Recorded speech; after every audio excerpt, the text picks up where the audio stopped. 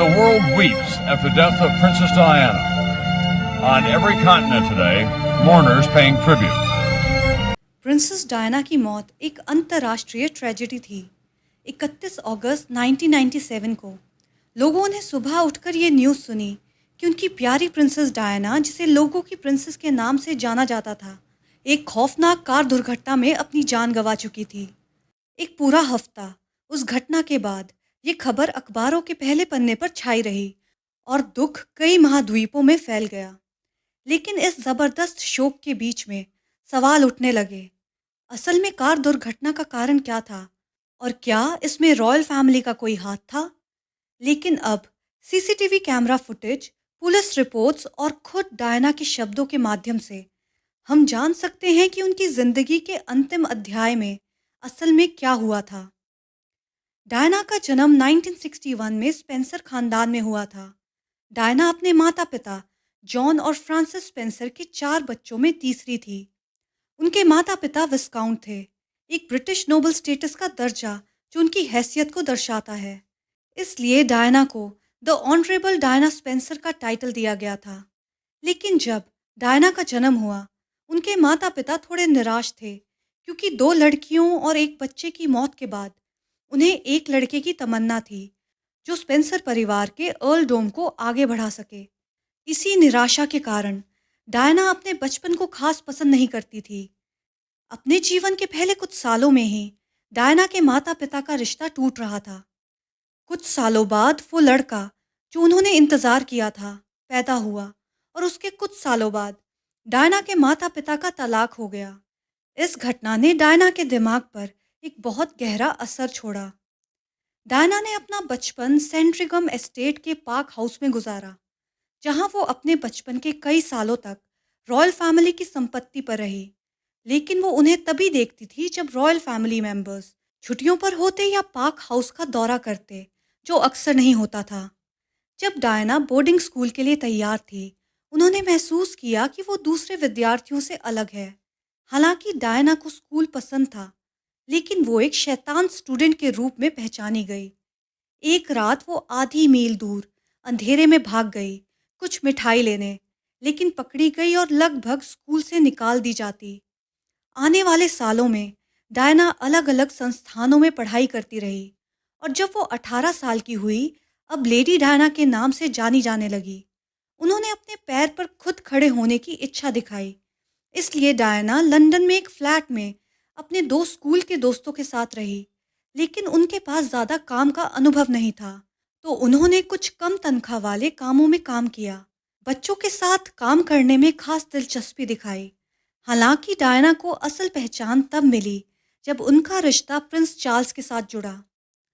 Prince Charles और Diana की पहली मुलाकात 1977 में हुई, जब चार्ल्स 29 साल के थे और सिंहासन के अगले उत्तराधिकारी थे। यानी जब उनकी माँ क्वीन एलिजाबेथ II की मौत होती, तो वो अगले राजकुमार बनते। दूसरी तरफ डायना उस वक्त सिर्फ 16 साल की थी।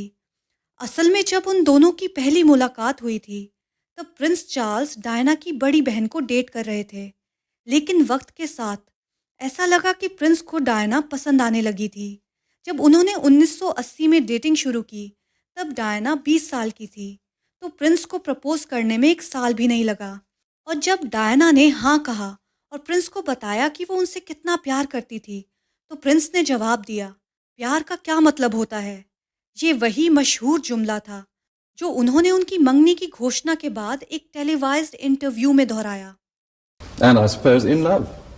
Of course. Whatever in love means. लोग तुरंत ही डायना को उनकी शर्मीली फितरत और उनके अलग फैशन सेंस के लिए पसंद करने लगे थे। और अब एक शाही शादी नज़दीक थी। मीडिया ने इस कपल पर अपनी नज़र गाड़ ली थी। डायना के जीवन का ये मोड़, जो ऊपर से देखा जाए तो एक्साइटिंग था, धीरे धीरे बिगड़ने लगा था। शादी के पहले डायना को बकिंगम पैलेस में अकेला रखा गया और उनका संपर्क प्रिंस चार्ल्स से काफ़ी कम हो गया था, जो हमेशा अपने दूसरे कामों में व्यस्त रहते थे। ऊपर से डायना एक रात में एक सेलिब्रिटी बन गई थी, जिसकी वजह से उन्होंने अपनी पूरी प्राइवेसी खो दी थी। उदाहरण के लिए, उस समय वो अभी गाड़ी चलाना सीख रही थी, तो जब भी वो प्रैक्टिस करने जाती, उनकी गाड़ी का पीछा किया जाता। इस हालत के बीच और दूसरों को बिन बताए डायना बुलिमिया का शिकार थी, जो कुछ हद तक उनके परिवार के पुराने ईटिंग डिसऑर्डर्स के इतिहास के कारण था और कुछ उनके नए जीवन की टेंशन और चिंता की वजह से। इसके बावजूद कई प्राइवेट और पब्लिक ब्रेकडाउन्स के बाद डायना ने मजबूरी में शादी करने का फैसला किया और कुछ महीने बाद जुलाई 1981 में उनकी शादी कानूनी तौर पर पूरी हो गई और डायना को प्रिंसेस ऑफ वेल्स का टाइटल मिला। लेकिन जैसे जैसे उनका रिश्ता आगे बढ़ा, जल्द ही ये स्पष्ट हो गया कि कुछ समस्या थी। शादी के पहले ही डायना को दूसरी औरत के बारे में पता चल गया था, कैमिला पाकर बोल्स। प्रिंस चार्ल्स की एक पुरानी प्रेमिका थी, लेकिन उनका रिश्ता चार्ल्स और डायना के मिलने से पहले ही खत्म हो चुका था। इसके बावजूद डायना को यह देखने से खुद को रोका नहीं जा सका कि कैसे चार्ल्स और कैमिला एक दूसरे को हमेशा तोहफे भेजते, अपने पुराने निकनेम से बुलाते और कैसे कैमिला के पास चार्ल्स के व्यवहार के लिए अनेक सलाह होती थी। चार्ल्स के पास एक कपल का फ्लिंक्स था जिसमें दो सीज इंटरवाइंड थे, जो चार्ल्स और कैमिला का प्रतीक था। जब लेडी डायना ने उनसे सवाल किया तो उन्होंने कहा कि ये सिर्फ दोस्तों के बीच का एक तोहफा था। इस तरह के और भी कई वाकया थे जिस पर एक पूरी अलग वीडियो बन सकती है। सबसे पहले शादी शुरू से ही बिगड़ गई थी। डायना का बुलीमिया और बढ़ गया था। उन्होंने बाद में कहा कि वो एक दिन में 4 बार उल्टी करती थी और चार्ल्स के कैमिला के प्रति पूरी तरह से ऑब्सेस्ड होने की वजह से वो याद करती हैं कि विलियम, जो कि उनके पहले संतान थी, एक वरदान जैसा था, क्योंकि उसके आने के बाद डायना ने अपना सारा ध्यान उस पर लगा दिया। लेकिन प्रेगनेंसी के कारण उनकी सेहत अपने सबसे खराब दौर में थी, क्योंकि चार्ल्स की अनदेखी और बढ़ती जा रही थी। डायना ने एक इंटरव्यू में बताया था, तब उन्होंने पहली बार आत्महत्या करने की कोशिश की थी। उन्होंने याद किया कि चार्ल्स के साथ एक झगड़े के बाद उन्होंने अपने आप को सीढ़ियों से नीचे गिरा दिया और उन्हें क्वीन ने देखा, जो पूरी तरह से शॉक थी। खुशकिस्मती से ना तो उन्हें और ना बच्चे को ज़्यादा चोट लगी। डायना ने बाद में कहा, मैं बस इतनी बेचैन थी, मुझे पता था मेरे साथ क्या गलत हो रहा था, लेकिन मेरे आसपास किसी को मेरी समझ नहीं थी। ये एक दुखद मदद की पुकार थी। मैं जिद्दी नहीं थी, मुझे बस एक्सेप्टेंस चाहिए थी। फिर भी सिर्फ 2 साल बाद डायना ने दूसरे बच्चे हैरी को जन्म दिया और जैसे जैसे प्रिंस और प्रिंसेस ऑफ वेल्स अपने पब्लिक दौरे करते रहे, जनता का ध्यान ज़्यादातर डायना पर चला गया, ना कि चार्ल्स पर। आने वाले सालों में जब उनकी शादी चल रही थी, डायना और चार्ल्स दोनों का अलग अलग लोगों के साथ अफेयर चला, जिससे उनकी बदनामी हुई। डायना का स्कैंडल तब सामने आया जब डायना और जेम्स गिल्बी, एक बचपन के दोस्त के बीच हुई एक private phone call record newspaper में लीक हो गया। चार्ल्स और कैमिला के बीच की प्राइवेट फ़ोन कॉल भी न्यूज़पेपर में पब्लिश हो गई थी। जब ये सब लोगों के बीच आया, तब इन दोनों ने घोषणा की कि वो अलग हो रहे हैं, लेकिन फॉर्मली तलाक नहीं लेंगे। हालांकि तलाक का फैसला तब लिया गया जब डायना ने 1995 में बीबीसी के साथ एक मशहूर इंटरव्यू दिया, जिसमें उन्होंने चार्ल्स के साथ अपने रिश्तों को लेकर खुलासा किया और 1 साल बाद 1996 में उनके तलाक को अंजाम दिया। और इसी तरह उनके व्यक्तिगत जीवन के बढ़ते विवादों और संकट के बीच एक चौंकाने वाली और नाटकीय घटना घटने वाली थी, जो अगले साल होने वाली थी, उनकी मौत से कुछ दिन पहले। डायना वही समस्याओं का सामना कर रही थी जो वो कई सालों से कर रही थी, और वो थी पैपराज़ी। इस समय तक डायना और प्रिंस चार्ल्स का तलाक हुए लगभग 1 साल हो गया था और वो अलग 6 साल से रह रहे थे। इस दौरान जैसे हमेशा होता था, प्रेस उनकी हर एक हरकत पर नज़र रखे हुए थी और हर छोटी बड़ी बात को रिपोर्ट करने के लिए तैयार थी। इसलिए जब डायना ने 1997 की गर्मियों में अपने एक पुराने दोस्त के साथ वक्त बिताने का निमंत्रण स्वीकार किया, तो मीडिया का ध्यान तुरंत उस पर चला गया। डायना ने अपने बेटों को एक प्राइवेट और सुरक्षित जगह ले जाने का फैसला किया, जहां वो फैमिली वेकेशन का मजा ले सके, और वो जगह थी फ्रांस का दक्षिणी हिस्सा।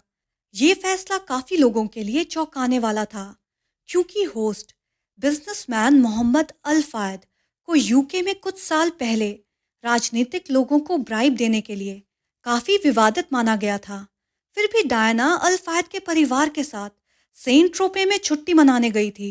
इस ट्रिप के दौरान कुछ लोगों का कहना था कि अल फायद ने अपने बेटे 42 साल के डोडी फायद को डायना के करीब करने का पूरा इंतजाम किया था। अक्सर दोनों को बातचीत और मिलने जुलने के लिए प्रेरित किया। अब चाहे डोडी के पिता ने इस रिश्ते को फोर्स किया या नहीं, लेकिन ये सच है कि दोनों इस वेकेशन के दौरान काफ़ी करीब आ गए और उनकी मौत के कुछ महीने पहले ये नया रिश्ता मीडिया के ध्यान का मुख्य केंद्र बन गया था। सेंट ट्रोपे में डोडी के साथ ये कुछ महीने और आगे जाकर फ्रेंच और इटालियन रिवेरिया के एक यॉच पर, और यही जगह थी जहां डायना की कुछ सबसे मशहूर पेपराजी फोटोज ली गई थी, जिसमें से ये एक आइकॉनिक फोटो भी थी।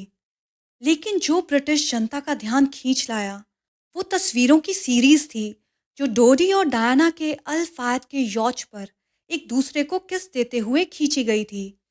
ये तस्वीरें बाद में संडे मिरर में छापी गई और इन्होंने पेपराजी और मीडिया में एक भूचाल ला दिया, क्योंकि फोटोग्राफर्स समझने लगे कि प्रिंसेस ऑफ वेल्स के नए और विवादित रिश्तों को कवर करने में कितना पैसा बनाया जा सकता है। इस छुट्टी के बाद मीडिया का ध्यान इस कपल पर बढ़ गया और हर आउटलेट और मैगजीन उनके कपड़ों से लेकर उनके वजन तक और यहाँ तक कि डायना की प्रेगनेंसी की रूमर्स भी उड़ने लग गए थे। जैसे जैसे और ज़्यादातर टैबलॉइड्स ने प्रिंसेस ऑफ वेल्स और डोडी, जो एक फिल्म मेकर था, की कहानी को पकड़ना शुरू किया, पेपराजी का दबाव दोनों के आसपास बढ़ गया, जो 31 अगस्त 1997 को एक जानलेवा चरम बिंदु तक पहुंच गया।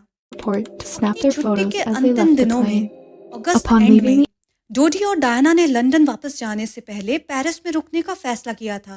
port उनका to private snap plane their photos Paris as के they एक left छोटे the एयरपोर्ट plane. पर दोपहर 3:20 Upon पर उतरा leaving the और पापाराजी एयरपोर्ट पर पहले ही तैनात थे ताकि वो प्लेन से उतरते ही उनकी तस्वीरें खींच सकें। एयरपोर्ट से निकलने के बाद प्रिंसेस और डोडी एक कार में बैठे जो डोडी के रेगुलर शॉफर द्वारा चलाई जा रही थी, और वो विला विंडसर चले गए जो डोडी के पिता का एक घर था। साथ में 2 बॉडीगार्ड्स को लेकर वो रिट्स होटल चले गए जो डोडी के पिता का दूसरा होटल था, जहां वो पेरिस के शॉर्ट ट्रिप के दौरान अक्सर रुकते थे। ये वो पहली जगह थी जहां हमारे पास इस कपल के वेयर अबाउट्स का सिक्योरिटी कैमरा फुटेज है। जो कैमरा आप यहाँ देख रहे हैं वो होटल के एक पिछले एंट्रेंस पर पॉइंटेड है, जहां डायना और डोडी पहली बार होटल में प्रवेश करते हैं। उनको एक लिफ्ट तक ले जाया गया जहां वो पहले फ्लोर पर रुकते हैं। सिक्योरिटी फुटेज के दौरान आप नोटिस करेंगे कि स्क्रीन पर जो टाइम है वो एक दूसरे से ठीक से मैच नहीं करते, क्योंकि होटल के कैमरास एक दूसरे से सिंक नहीं होते। हालांकि ये ज़्यादा से ज़्यादा 5 मिनट के अंतर में होता है।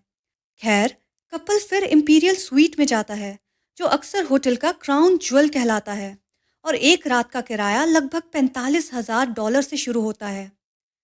करीब 1 घंटे बाद डोडी इंपीरियल स्वीट से निकलता है और पास के एक ज्वेलरी स्टोर रेपोसी ज्वेलर्स जाता है, जहां से वो एक एंगेजमेंट रिंग लेने जाता है जो उसने पहले ऑर्डर की थी। अब डोडी के करीबी लोग, जैसे उसका बटलर, ने कहा कि वो डायना को उसी या अगले दिन प्रपोज करने वाला था। हालांकि डायना के करीबी लोग, जैसे उसकी बड़ी बहन, कुछ दोस्त और उसका बटलर, बाद में कहते हैं कि डायना को शादी नहीं करनी थी। उसने अपने एक दोस्त को फ़ोन पर यह तक कहा था, मुझे शादी की ज़रूरत वैसे ही है जैसे मेरे चेहरे पर रैश की। करीब 7 मिनट बाद डोडी बिना कुछ लिए सिर्फ एक ब्रोशर के साथ स्टोर से निकलता है। वो रिट्स के असिस्टेंट प्रेसिडेंट से कहता है कि वो बाद में उसके लिए रिंग्स ले आए। डोडी वापस इंपीरियल स्वीट में लौटता है।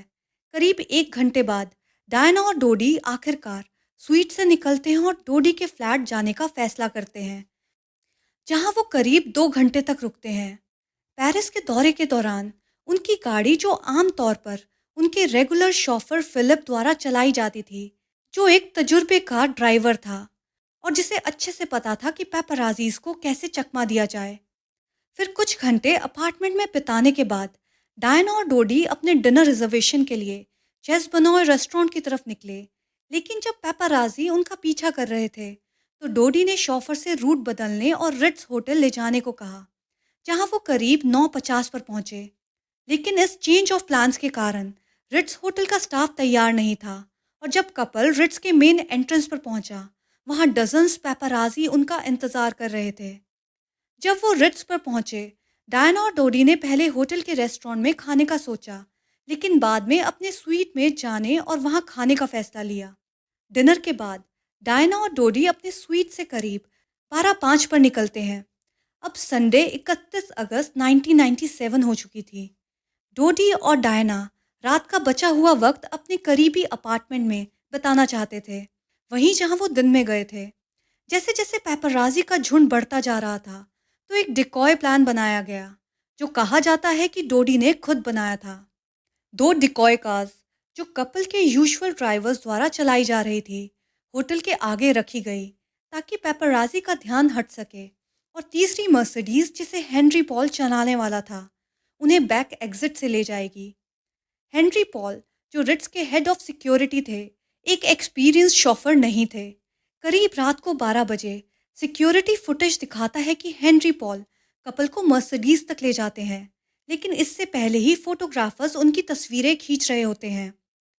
डोडी और डायना पिछली सीट पर बैठे होते हैं। हेनरी पॉल गाड़ी चला रहा होता है और ट्रेवर रीस जोन्स, जो डोडी के पिता द्वारा रखा गया बॉडीगार्ड था, पैसेंजर सीट पर होता है। गाड़ी में कोई भी सीट बेल्ट नहीं पहनता।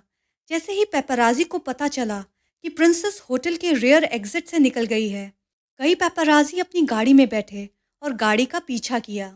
अब 12:20 हो चुके थे और हेनरी पॉल ने अपार्टमेंट की तरफ सफ़र शुरू किया। हेनरी प्री डिटर्मिन्ड रूट पर चला, सीधा रूई कैम्बॉन पर, फिर एक दाएं टर्न रूई रिवोली पर, और चैम्प्स एलीज के रास्ते को छोड़कर हेनरी रिवर सेन के किनारे के रूट पर चला। ये वही रूट था जो ज़्यादातर प्रोफेशनल ड्राइवर्स इस्तेमाल करते, लेकिन ये स्पष्ट था कि जब वो इस रास्ते पर था, पेपराजी उसके ठीक से गाड़ी चलाने में बाधा डाल रहे थे। मर्सिडीज को देखने वाले कई गवाहों से क्रैश के बाद पूछताछ की गई। ज़्यादातर लोगों ने कहा कि मर्सिडीज उनकी गाड़ी को ओवरटेक कर रही थी और बहुत तेज़ जा रही थी।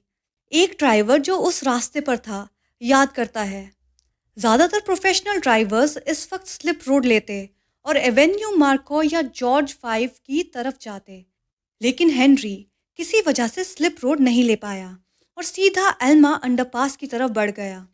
शायद कार इतनी तेज़ी से जा रही थी कि वो स्लाइड राइट नहीं ले पाया, या शायद पेपराजी व्हीकल्स उसका रास्ता रोक रहे थे। जो भी वजह थी, मर्सिडीज, जो अब लगभग 104 किलोमीटर पर आर की रफ्तार से चल रही थी, एक वाइट फिएट ऊनो से हल्की टकरा गई। फिएट के पीछे के लेफ्ट बम्पर को क्लिप किया और फिर राइट तरफ स्वर्व कर गई, फिर लेफ्ट तरफ, जहां उसने सीधा अल्मा अंडरपास के पिलर से टकराकर क्रैश कर दिया। वाइट फिएट क्रैश के बाद निकल गया और ना तो व्हीकल और ना ही ड्राइवर कभी पहचाने गए। कार का फ्रंट चकनाचूर हो गया था और टनल धुआं भरने लगा। हेनरी पॉल स्टीयरिंग व्हील के अगेंस्ट दब गया था, जिससे कार का हॉर्न बज रहा था।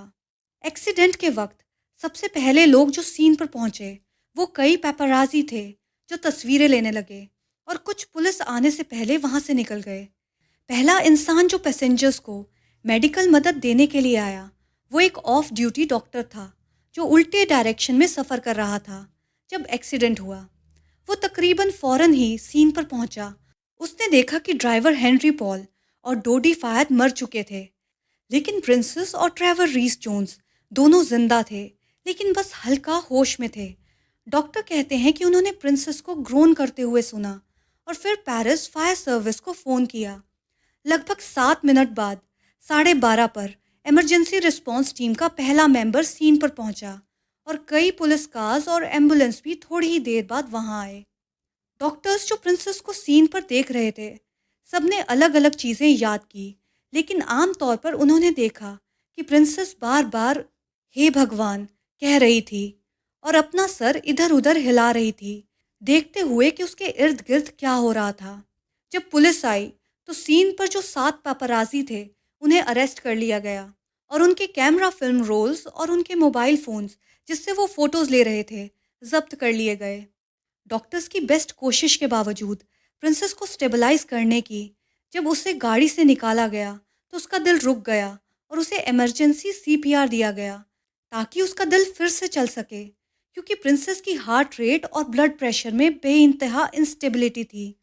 इसे एम्बुलेंस से हॉस्पिटल ले जाना सुरक्षित नहीं समझा गया। यानी 1:41 तक जब डायना का ब्लड प्रेशर आखिरकार स्टेबलाइज हो गया, तब उसे पेटी सेल्पेट्री हॉस्पिटल ले जाया गया, जहां वो 2:06 पर पहुंची। ये याद रखना ज़रूरी है कि ये हॉस्पिटल क्रैश साइट के सबसे करीब नहीं था, और कई लोगों का मानना है कि ये प्रिंसेस को जिंदा ना रखने की कोशिश थी, लेकिन हम इस पर बाद में बात करेंगे। ट्रेवर रीस जोन्स को भी उसी हॉस्पिटल ले जाया गया, लेकिन इसमें थोड़ा ज़्यादा वक्त लगा क्योंकि वो कार में फंसा हुआ था, और सिर्फ तब निकाला गया जब अथॉरिटीज़ ने मर्सिडीज़ की छत काट दी। जब हॉस्पिटल पहुंचे तो सबको मालूम था कि प्रिंसेस की चोट जानलेवा थी। तब तक वो पूरी तरह से बेहोश थी और अपने आप से सांस नहीं ले पा रही थी। कई एक्सरेज फौरन किए गए जो दिखाते हैं कि प्रिंसेस को सीवियर इंटरनल ब्लीडिंग हो रही थी, और जब मेडिकल स्टाफ ब्लीडिंग का कारण ढूंढने और उसे रोकने के लिए कई तरीके अपना रहे थे, तब प्रिंसेस फिर से कार्डियक अरेस्ट में चली गई। इस बार उसे वापस नहीं लाया जा सका। उसे सुबह 4 बजे पर डेड अनाउंस किया गया। बाद में की गई इन्वेस्टिगेशंस ने यह कहा कि मेडिकल स्टाफ के पास कोई और रास्ता नहीं था प्रिंसेस को जिंदा रखने का। उसकी डेथ के कुछ घंटों के बाद प्रिंसेस पर एक्सटर्नल एनालिसिस की गई ताकि कंफर्म किया जा सके कि उसकी चोटों के पीछे कोई शक की बात नहीं थी। पैथोलॉजिस्ट ने एग्जामिनेशन के दौरान कहा कि प्रिंसेस की इंजरीज रोड ट्रैफिक कोलिजन से मिलती जुलती थी, इसलिए उसकी बॉडी का हिस्सा पेरिस में ही एम्बाम्ड किया गया। उस दिन बाद में उसकी बॉडी और डोडी अल-फायद की बॉडी को इंग्लैंड वापस ले जाया गया प्रॉपर बरियल के लिए। प्रिंसेस ऑफ वेल्स की अचानक मौत की खबर पूरे देश में एक झटका थी, और दुनिया भर में भी। एक बहुत प्यारी शख्सियत जिसे पीपल्स प्रिंसेस कहते थे, उनकी इस तरह से अपने ऑफिशियल डाइवोर्स के 1 साल बाद ही ऐसी वायलेंट डेथ को पाना, इसने पब्लिक और हादसे के करीबी लोगों के बीच सवालों को जन्म दिया। और जो सबसे बड़ा सवाल था वो था, प्रिंसेस डायना की मौत एक दुर्घटना थी या सोची समझी साजिश? इन सवालों का जवाब हम अपनी अगली वीडियो में ढूंढते हैं। अगर आपको ये वीडियो पसंद आई तो please like, share and subscribe to my channel. Thank you.